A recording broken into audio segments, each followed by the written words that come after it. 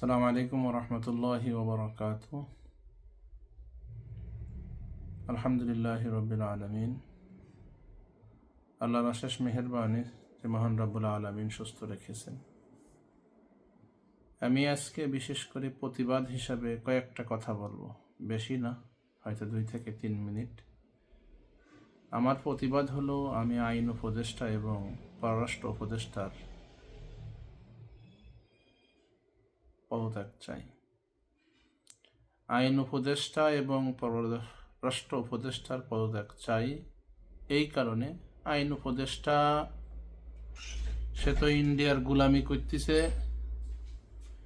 আইন উপদেষ্টা ইন্ডিয়ার গুলামি করতেছে, সেটা তো করতেছে।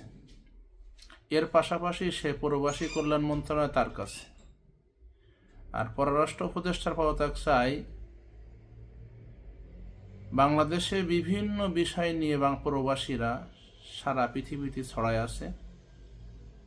ছড়াই ছিটকে আছে, তাদের সমস্যাগুলো এনারা কোনো খোঁজ নিচ্ছে না। আর আইন উপদেষ্টার পদত্যাগ এই জন্য চাচ্ছি, উনি ওই যে পররাষ্ট্রমন্ত্রী প্রবাসী কল্যাণ মন্ত্রণালয় তার কাছে বিভিন্ন কথা বলে উনি মানুষকে সান্ত্বনা দিচ্ছে, কিন্তু উনি একজন মিথ্যাবাদী। উনাকে একসময় খুব ভালোবাসতাম। আমি এখন আমার জায়গার থেকে চাইতেছি ওনাকে যে কোনোভাবেই হোক না কেন, ওনাকে পদত্যাগ করা হোক। কারণ উনি আইনমন্ত্রী নিয়ে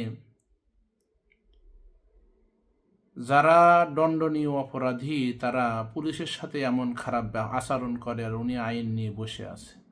সব কিছু মিলাই এই ইন্ডিয়ার দালাল যারা, এদেরকে বাংলাদেশে রাখা যাবে না, এটা হলো মূল কথা। এই জন্য আমি আমার জায়গার থেকে প্রবাসী হিসাবে, আমি বাংলাদেশের একজন সচেতন নাগরিক হিসাবে আমি আমার জায়গার থেকে বলতেছি, আমি অনুরোধ করব এই কথাগুলো প্রত্যেকের জায়গার থেকে আমরা অবশ্যই কথাগুলো বলি।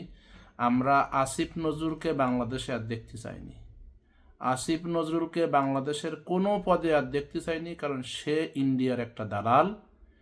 কারণ আজকে ইতালির যে ভিএফস গ্লোবাল নিয়ে তাদের এখনো পর্যন্ত মোটামুটি সব কথা মিলাই আইন উপদেষ্টাকে বাংলাদেশে দেখতে চাইনি। আমার এই কথাগুলো সবার জায়গার থেকে কথা উঠান, আওয়াজ উঠান। আমরা আসিফ নজরুলকে বাংলাদেশে ওই মন্ত্রণালয়ে আর কোনোদিন দেখতে চাইনি। সালাম আলাইকুম।